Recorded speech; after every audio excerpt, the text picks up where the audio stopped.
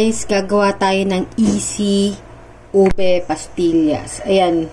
Bumili kami ng 1 can na ube na condensed milk. Lagay ko lang siya sa container. Lagyan na natin lahat. Siyempre,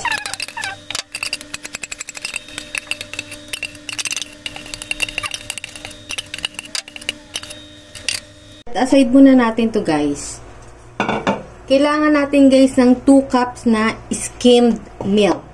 Ito guys, nabili to ni mama sa palengke. Mura lang 60 pesos. Malaking plastic na siya. Ito daw kasi yung ginagamit pang pang pastillas.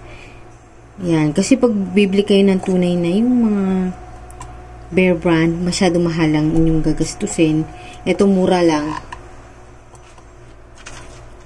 Basta sa mga bilihan ng mga margarine, ng mga harina sa palengke, doon kayo makakahanap. Sabi nyo, skimmed milk, panggawa ng pastillas. Alam na nila yun. Tapos, kailangan din natin guys ng 1/2 cup na sugar.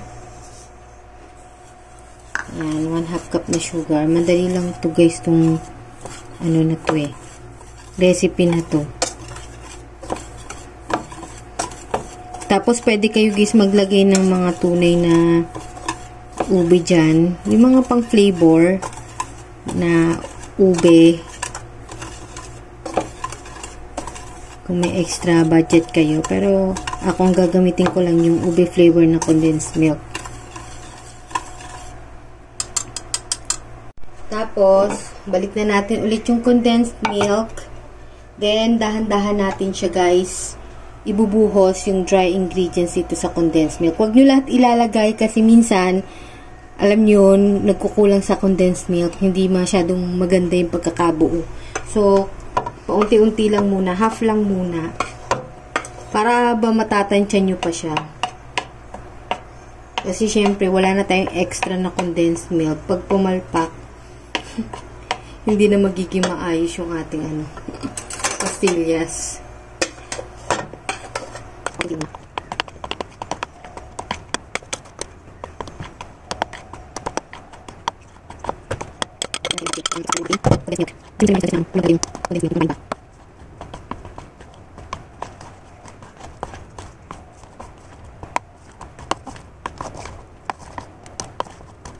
Dapat kasi guys, parang dough yung consistency niya.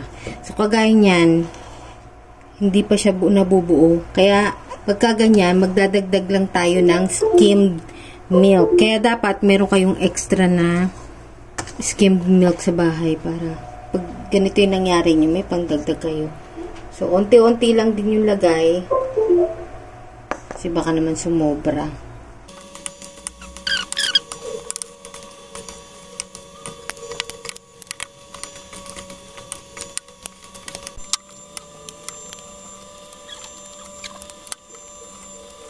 Yan guys. Basta magdagdag lang kayo ng skimmed milk hanggang sa magbuo siya.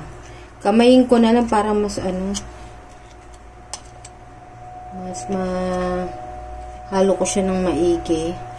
Make sure lang na malinis yung kamay nyo. Grease lang natin yung kamay natin ng oil.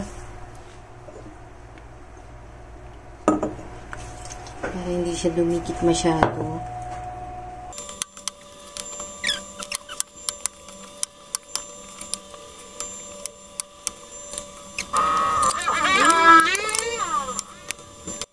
I-grease ko lang yung kamay ko ng oil. Pati yung sukatanan. Para hindi dumikit. Tapos meron ako dito yung sugar at saka yung plastic. Wala akong cellophane Nagpit lang ako ng plastic. Ganyan. Tapos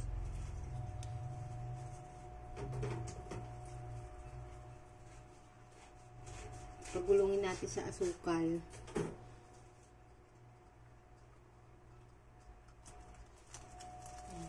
Tapos lang, ganyan lang natin.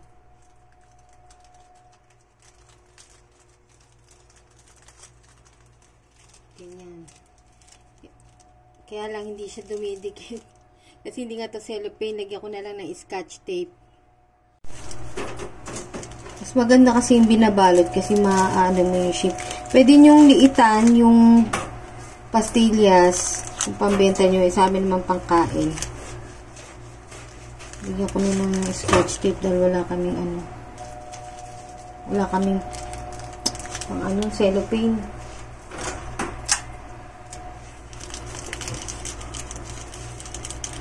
Hindi ko na anuhin yung gilid, no?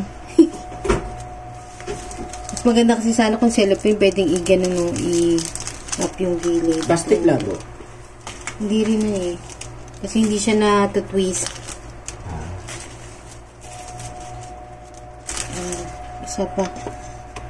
Pwede rin naman lagyan nyo sa container. Kung ayaw nyo ng ganyan. Container na lang.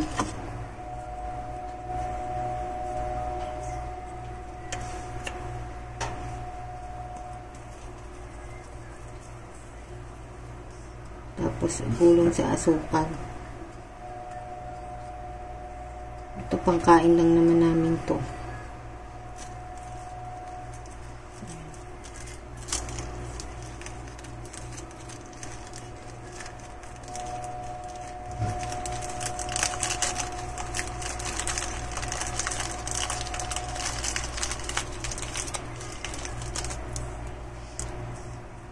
Tapos, magyan na lang ng scotch tape.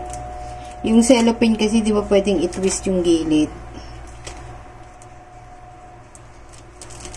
Ito kasi hindi eh. Pwede nyo siyang i-shape-shape ko na ganyan. Ito kasi, mas mare-retain nyo yung shape.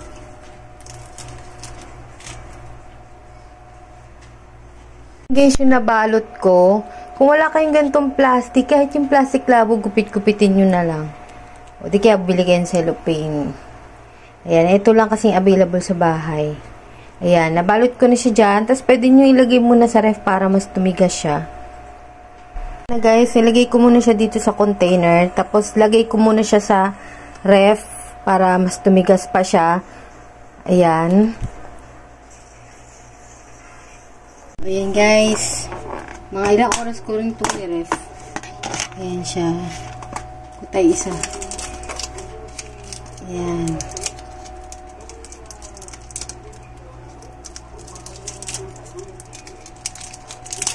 Ayan. Ayan siya guys.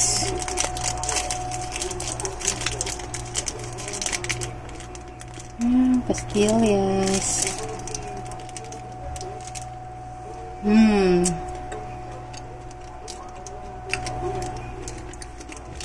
Kalasan niya yung mga tinitinda sa yung mga pasalubong. Sa mga bilihan ng mga buko pie.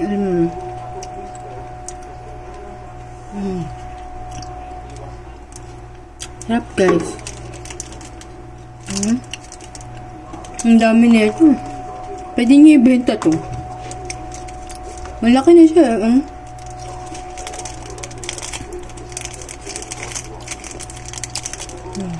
Try nyo. Sarap.